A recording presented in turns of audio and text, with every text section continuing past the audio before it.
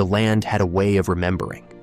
It remembered every drop of rain that had ever fallen, every seed that had ever taken root, every pair of hands that had worked it with hope or heartbreak.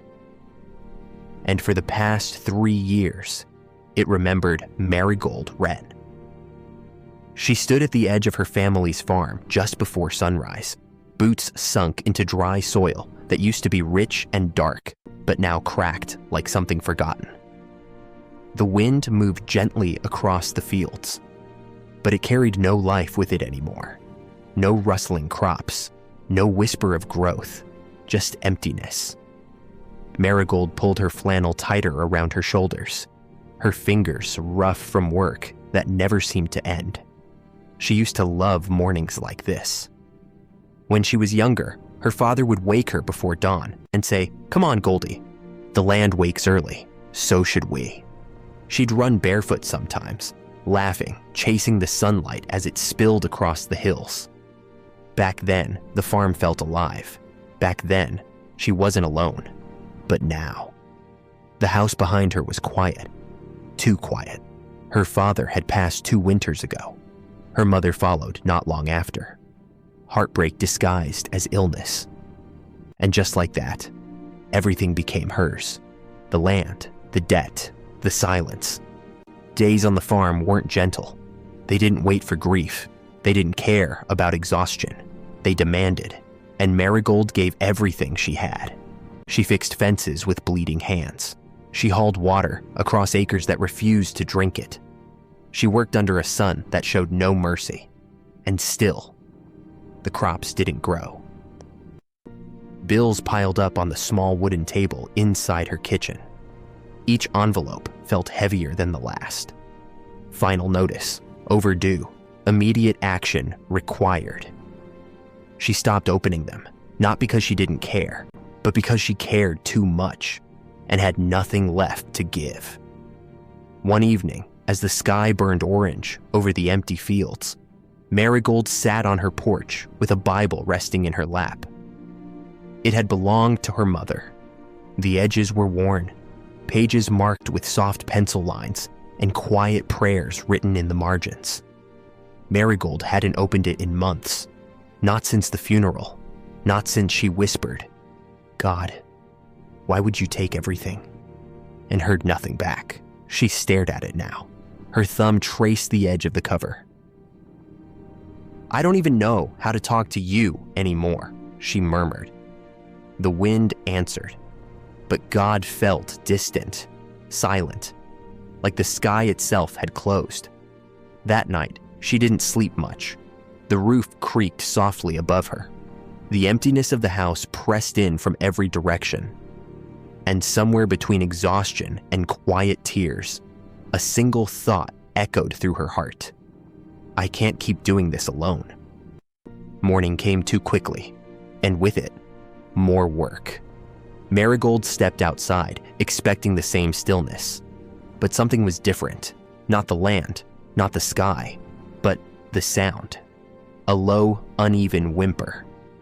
She turned toward the fence line, and there, just beyond the gate, was a dog. Thin, limping, barely standing. Its fur was matted, its breathing shallow. But its eyes were still fighting. Marigold didn't hesitate. She dropped everything and ran. Hey, it's okay," she whispered, kneeling beside it. The dog flinched at first, then stilled, as if recognizing something gentle in her voice. She reached out slowly, placing her hand against its side. "You're not alone anymore." Her voice broke, because she wasn't sure she believed that herself. And then, a second voice spoke behind her. "Easy. Don't move him too fast." Marigold froze. She hadn't heard anyone approach. She turned, and there he was. He looked like he belonged to the land, not in the way she did, worn down and exhausted, but in a steady, rooted kind of way, like someone who understood things that didn't need to be spoken. His name, she didn't know yet, but his presence, it was calm, unshaken. "I've seen injuries like that," he said gently. kneeling across from her. If we move him wrong, we could make it worse. Marigold studied him cautiously. I didn't hear you come up. He gave a small smile. I wasn't trying to startle you. His hands moved carefully, inspecting the dog. Strong hands, steady hands. Looks like he's been out here a while. Marigold swallowed. Yeah, like everything else. He glanced up at her, and for a moment, something passed between them. Not attraction, not yet, but recognition. Like two people who both understood what it meant to carry more than they should. I'm Caleb, he said. Marigold hesitated. Then, Marigold. His eyebrows lifted slightly. That's a beautiful name. She looked away quickly. No one calls it that anymore. Well, he said softly, they should. Together, they lifted the dog carefully. And as they carried something broken toward healing, neither of them realized that moment would change everything. Caleb didn't leave that day, and that alone was strange. Most people passed through. They'd glance at the farm, see the dying crops, the broken fences, the weight of it all, and move on. But Caleb stayed, not in a way that felt intrusive, not in a way that demanded anything. He just stayed. They set the dog, now resting on an old blanket inside the barn, while sunlight filtered through the wooden slats, painting soft golden lines across the floor. Marigold poured water into a small bowl. Caleb sat nearby, watching carefully. You've done this before, she said quietly. He nodded. A few times. With animals. With broken things. She looked at him then, really looked at him. There was something behind his eyes, something steady, but also something that had been tested. You don't talk much, do you? She asked. He smiled faintly.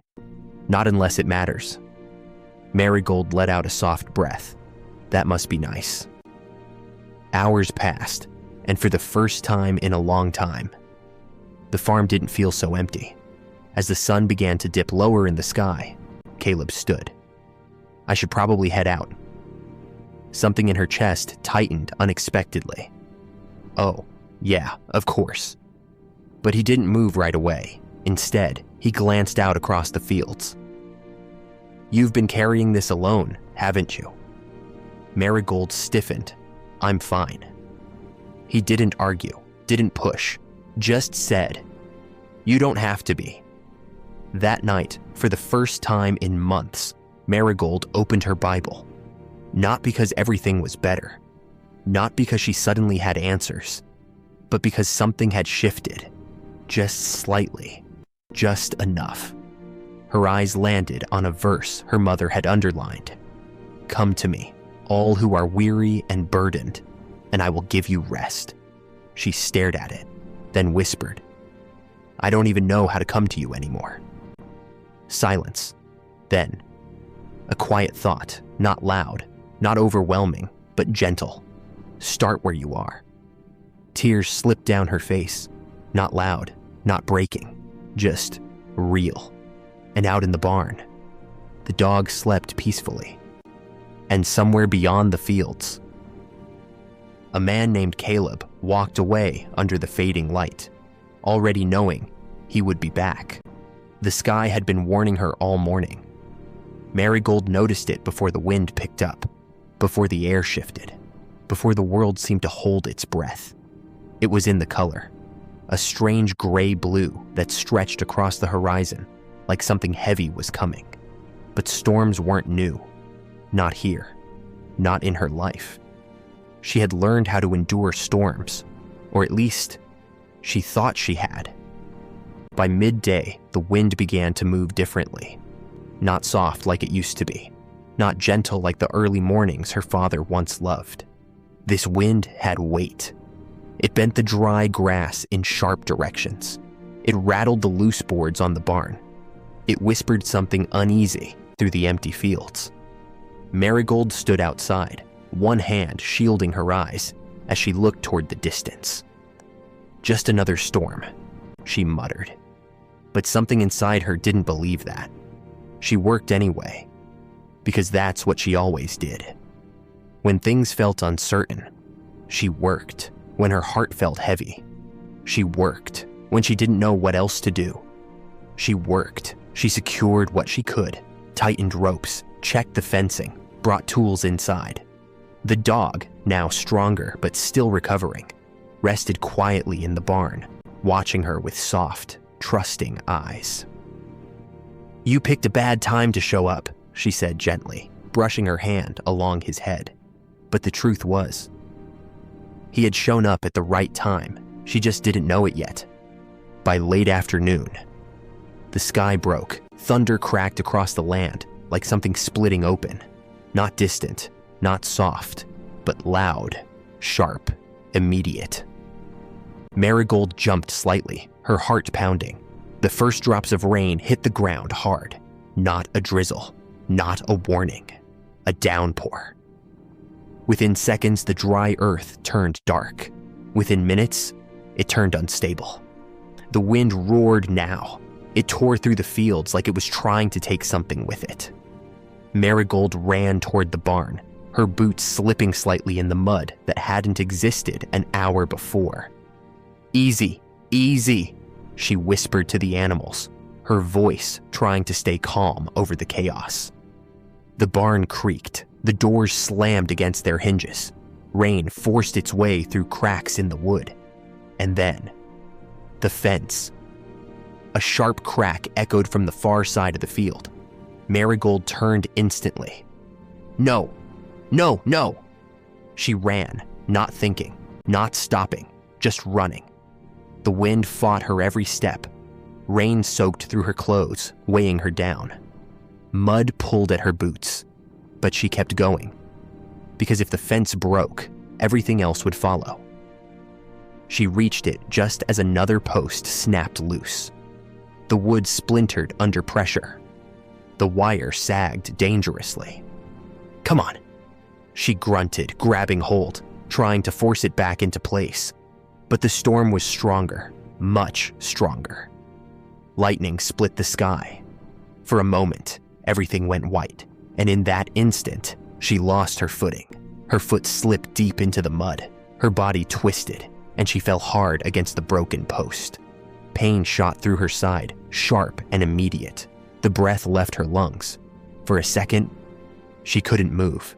Rain hit her face, cold, relentless. The sky roared above her, and the fence gave way completely. She tried to stand, but her legs shook beneath her. "Come on, get up." But her body didn't listen. And then, something inside her broke, not just physically, but deeper. She stopped fighting, stopped trying to get up, stopped trying to hold everything together. And right there, in the middle of the storm, in the mud, in the rain, in the overwhelming weight of everything she had been carrying, Marigold Wren cried, not quietly, not controlled, but fully. "Why?" she shouted into the storm. Her voice cracked, torn apart by thunder. "Why would you give me this just to take it away?" Rain mixed with tears on her face. Her hands clenched into the mud. "I did everything I could." Her voice broke. "I stayed. I fought. I didn't leave like everyone else," Thunder answered, loud, unforgiving. "And you still let it fall apart." Her words echoed across the empty land, across the broken fence, across the dying crops. "I can't do this anymore." The words hung there, heavy, final, and for a moment, there was nothing. Just rain, just wind, just the sound of something completely undone. Then, through the storm, a voice. "Marigold!" Her head lifted slightly, her vision blurred by rain and tears. She turned, and there, running through the storm, was Caleb. He didn't slow down, didn't hesitate. He reached her quickly, dropping to his knees beside her. "Are you hurt?" She shook her head weakly. I don't know." His hands were steady as he helped her sit up. Rain soaked through his clothes, just as it had hers. but his focus never broke. "The fence," she tried to say. "I know," he said gently. "We'll deal with it." Her eyes filled again. "No, you don't understand. Everything's falling apart." His expression softened, not with pity, but with understanding. "I do understand." She looked at him, really looked at him. And for the first time, she saw it. The quiet strength in him didn't come from a life without storms. It came from surviving them. "I can't fix this," she whispered, her voice small now, tired, defeated. "I can't hold all of this together." Caleb didn't rush his answer, didn't try to fill the silence too quickly. He let the storm speak first, let her words settle. Then he said, soft, steady, "You were never meant to." Something in her chest tightened. "What does that even mean?" she asked, frustration rising again. "If I don't, then who does?" Another crack of thunder, closer this time. Caleb's voice didn't change. "God does." She shook her head immediately. No, don't say that." Her voice sharpened. "Don't tell me that right now." "Why not?" "Because I asked him," she snapped. "I begged him." Her voice broke again. "And he didn't answer." Silence. Even the storm seemed to pause for a moment. Caleb's eyes didn't leave hers. "He did answer." Her expression hardened. "No, he didn't. You're still here." The words hit differently than she expected. "I didn't ask to just survive," she whispered. "I asked for help." Caleb leaned slightly closer. Rain still falling around them, wind still pushing against them. But his voice was calm, certain. "Sometimes, help doesn't look like things getting easier." She swallowed. "Sometimes," he continued, "it looks like everything breaking, so you finally stop trying to carry what was never yours to hold." Her breathing slowed, just slightly. "I don't know how to let go," she admitted. And this time, his answer came softer than anything before. "Then don't." She frowned slightly. "Give it." The storm raged, but something else, something quieter, began to settle. "Give it to him," Caleb said. Marigold looked down at her hands, covered in mud, shaking, empty. "I don't even know how to pray anymore." Caleb's voice didn't waver. "Then don't pray perfectly." A pause. "Just be real." The thunder rolled again, but it felt farther away now. And right there, in the storm, in the mud, in the middle of everything falling apart. Marigold closed her eyes. Her lips parted slightly, her voice barely more than a whisper. "God." She stopped, her breath shaky, her heart wide open. "I can't do this." Tears fell again, but softer this time. "If you're still there." A pause. "I need you." The wind moved around her, not as violent, not as sharp. And for the first time in a long time, she didn't feel alone in it. Not because the storm stopped, but because something inside her finally let go. Caleb stayed beside her, not speaking, not rushing, just present. And above them, the storm began to pass, not all at once, not dramatically, but slowly, gently, just like healing. The storm passed, but it didn't leave peace behind. It left damage. Morning came slowly over the farm, like the sun itself wasn't sure it wanted to rise over what remained. The fields were soaked. Patches of earth had been torn open. Rows that once held hope were now washed away. The fence lay broken in multiple places, and the barn barely standing. Marigold stood in the middle of it all, silent, still. Her boots sank into the mud as she looked across what used to be her life. "This is worse," she whispered. The prayer she prayed the night before still echoed in her heart. "I need you." But standing here now, it didn't feel like help had come. It felt like everything had gotten worse. Her chest tightened. "God, is this your answer?" Behind her, footsteps approached. Caleb. He didn't say anything at first, just stood beside her, taking in the damage. "It's bad," she said, her voice numb. He nodded. "It is." She turned to him, frustration rising again. "I prayed." Her voice cracked. "I actually prayed." A tear slipped down her cheek. "And this is what happens." Caleb didn't interrupt, didn't correct her. He let her speak. I thought if I finally reached out," she shook her head, "something would change." He looked out over the field, then back at her. Something did. She stared at him. "What? Everything is worse." He shook his head gently. "No. Everything is revealed." That hit differently. "What does that even mean?" she asked, quieter now. "It means," he said, "you're finally seeing what you were trying to carry alone." She looked down. Her hands still trembled slightly. "I don't feel stronger," she admitted. "I feel weaker." Caleb's voice softened. "Good." Her head snapped up. "Good?" "Yes," he said calmly, "because that's exactly where God meets you." She didn't respond, didn't know how to. So Caleb reached into his jacket pocket and pulled out a small, worn Bible. He opened it slowly, flipping through pages that had clearly been read many times. Then he held it out slightly toward her. 2 Corinthians 12:9, he said. She hesitated, then read softly. "My grace is sufficient for you, for my strength is made perfect in weakness." Her voice faded at the end. Caleb continued quietly. "God doesn't wait for you to be strong, Marigold."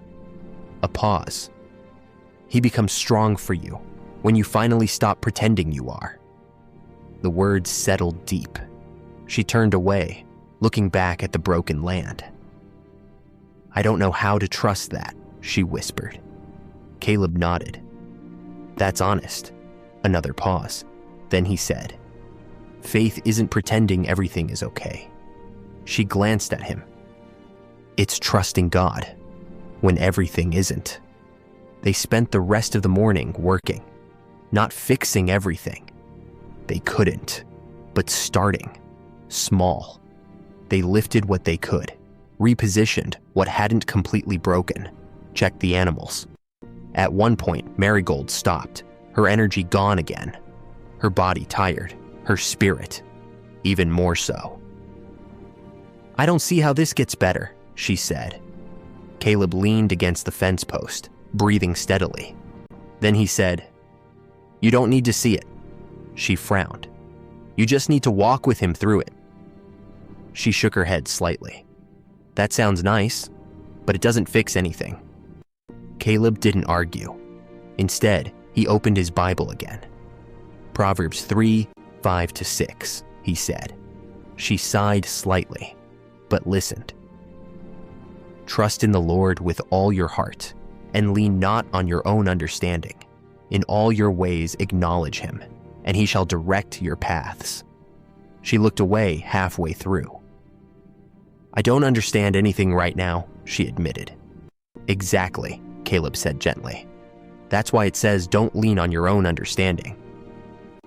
Silence. The wind moved softly across the land again. Not violent anymore, just present. "Do you ever doubt?" she asked suddenly. Caleb didn't hesitate. "Yeah." She looked at him, surprised.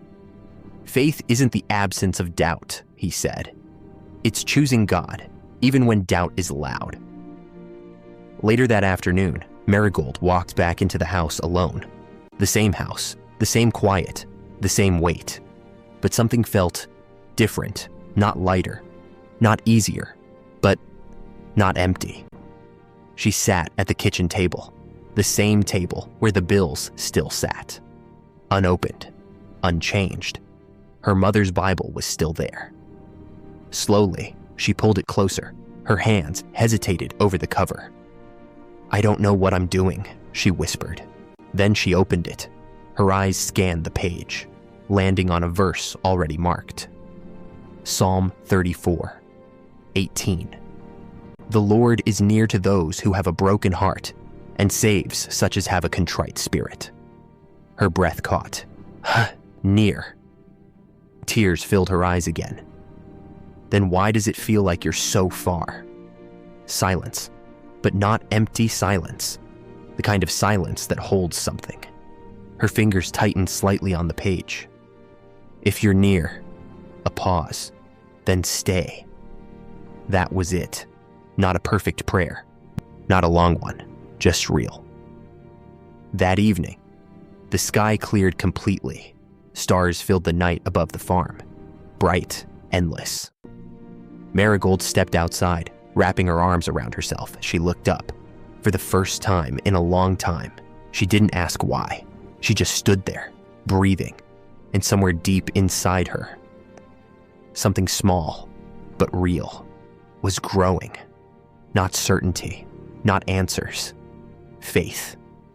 The next morning didn't feel like a miracle. The farm was still damaged. The bills were still on the table. The future was still uncertain. But Marigold was not the same. It was subtle, almost unnoticeable. But something inside her had shifted. She woke before the sun, not out of stress, not out of pressure, but something else. A quiet pull. She stepped outside. The air was still. The kind of stillness that comes after a storm has finally said everything it needed to say. The sky slowly began to glow with soft gold. And for the first time in a long time, Marigold didn't feel afraid of the day. She sat on the porch, Bible in her hands. "I'm still here," she whispered. Not as a complaint, but as a realization. She opened the pages again, this time not searching for answers, just willing to listen. Her eyes landed on a verse she had never noticed before. Isaiah 41:10. "Fear not, for I am with you.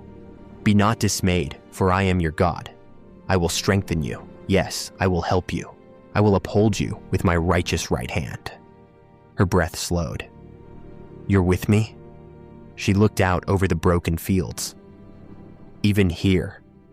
The wind moved gently across the land, and something in her spirit answered. Yes, later that morning, Caleb returned, but this time, Marigold met him differently. Not guarded, not defensive, just open. "You came back," she said softly. He smiled. "I said I would." She nodded. Then after a moment, "I prayed again." His expression didn't change dramatically, but something in his eyes softened. "Yeah." She looked down briefly. "I didn't say much." "That's okay." She took a breath, then said, I think I've been trying to fix my life before coming to God." Caleb nodded slowly. "Most people do." She looked at him again. "But I can't fix this." A pause. "I can't fix me." Silence sat between them, but it wasn't uncomfortable. It was honest. Caleb stepped closer, then said gently, Romans 5:8. She tilted her head slightly. He spoke it quietly. "But God demonstrates his own love toward us, in that while we were still sinners, Christ died for us." Her chest tightened. "While we were still broken?" she asked. "Exactly."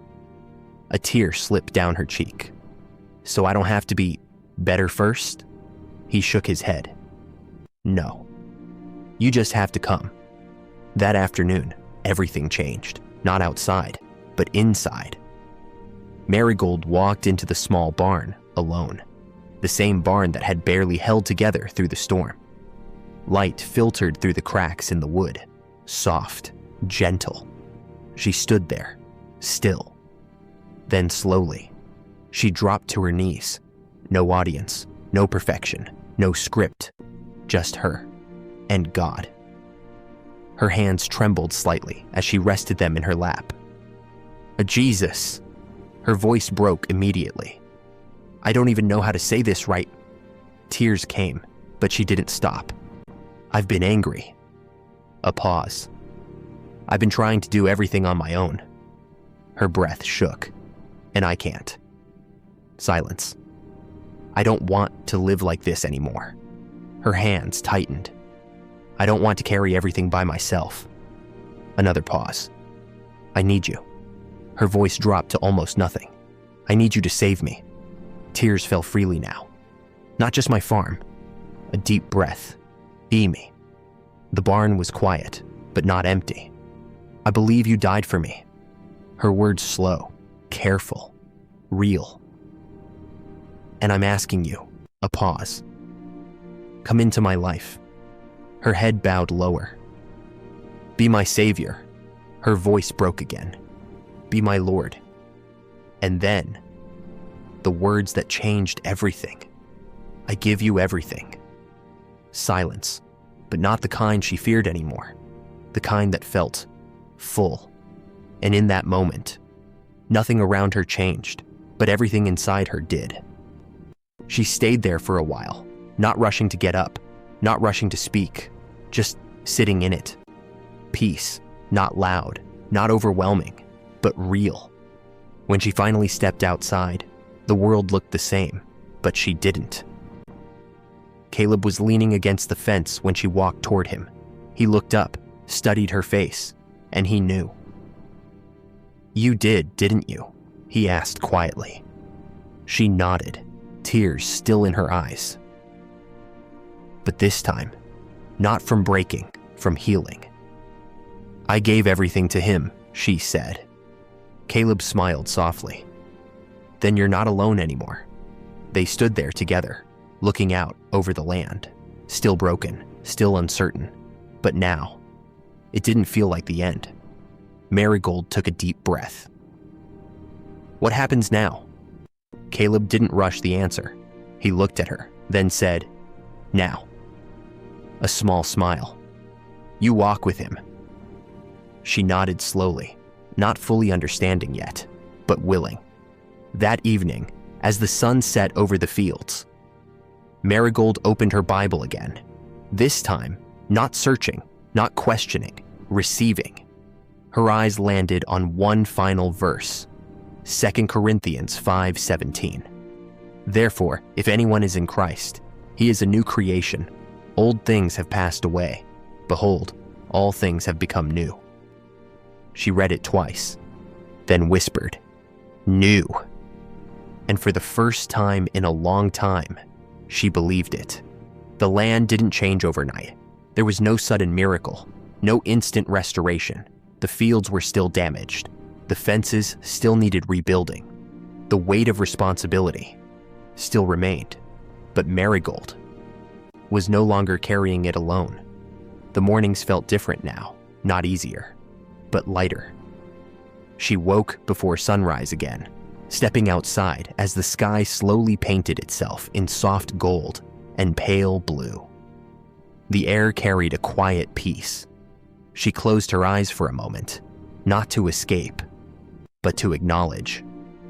Thank you, she whispered. Not because everything was fixed, but because she wasn't broken anymore. The days that followed were filled with work, real work, hard work.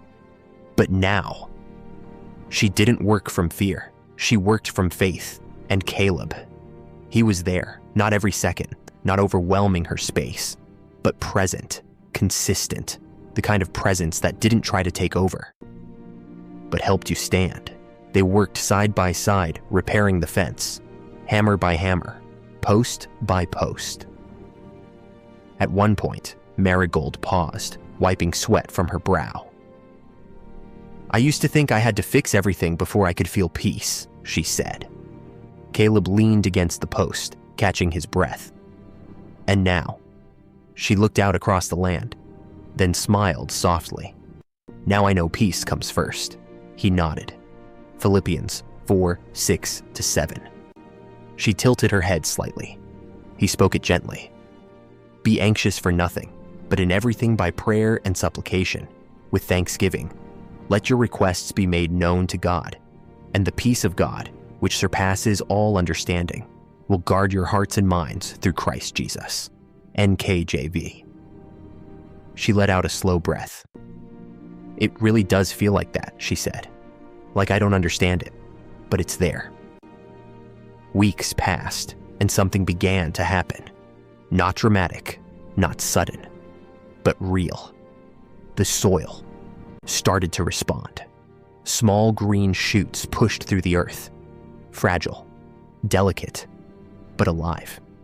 Marigold knelt down one morning, brushing her fingers gently over the new growth. "You're still growing," she whispered. And deep down, she knew it wasn't just the land. Later that evening, she sat on the porch again, the same place where she once felt completely alone, but now, she wasn't. Caleb sat beside her, quiet as always. The sunset stretched across the sky in deep orange and soft pink. "I almost lost all of this," she said softly. He didn't answer right away. "Or maybe," she continued, "I almost lost myself." A pause, then she looked at him. "Why did you come back?" He exhaled slowly, not rushed, not rehearsed. "Because God told me to." She blinked slightly. Just like that. He gave a small smile. "Not exactly." A pause. "I left this place a long time ago." She turned fully toward him now. "I used to live nearby," he continued. "My family had land, not far from here."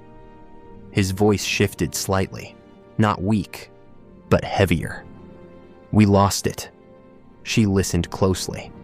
"My father got sick, and I thought if I worked harder, if I pushed more, I could fix it." A quiet breath. But I couldn't. Silence stretched between them. And when everything fell apart, I blamed God. Marigold's heart tightened. I walked away from him for years. He looked out at the horizon. Until one night, I had nothing left. A pause. And I remembered this. He spoke it slowly. "Trust in the Lord with all your heart, and lean not on your own understanding. In all your ways acknowledge him, and he shall direct your paths." Proverbs 3:5-6, NKJV. "I didn't understand anything," he said, "but I trusted him anyway." He looked back at her. "And he brought me here." Silence, not empty, full. Marigold felt it, deep in her chest. "He brought you here for me," she whispered. Caleb didn't answer, but his eyes said enough. The days turned into something new, not perfect, not effortless, but filled with purpose, and slowly. Their connection grew, not rushed, not forced, but rooted. One evening, as they walked along the edge of the field, Marigold stopped. "Caleb." He turned. She hesitated for just a second, then said, "I used to think love was something that would fix everything." A small breath. But now, she smiled softly. "I think love is something God gives you when you're finally ready to stop trying to fix everything yourself." Caleb stepped closer. "That sounds right." A quiet moment passed. Then he said, 1 John 4:19. She smiled slightly. "You're going to make me memorize the whole Bible, aren't you?" He smiled. "Maybe." Then he said, "We love him because he first loved us." NKJV. Her eyes softened. "He loved me even when I was angry, broken, and lost." Caleb nodded. "He still does." The wind moved gently through the fields, now carrying life, not emptiness. Marigold looked out across the land one more time, then whispered, "You didn't just save my farm." A tear slipped down her cheek, but she smiled through it. "You saved me." And in that moment, standing under a sky that had once felt silent, she knew. God had been there all along, through the loss, through the storm, through the breaking, and now, through the healing. As the sun disappeared beyond the horizon, Marigold reached for Caleb's hand, not out of need, but out of peace. And together, they stood, not at the end of the story, but at the beginning of something new. And we know that all things work together for good to those who love God, to those who are the called according to his purpose. Romans 8:28, NKJV. And for the first time, Marigold Wren believed it. The end.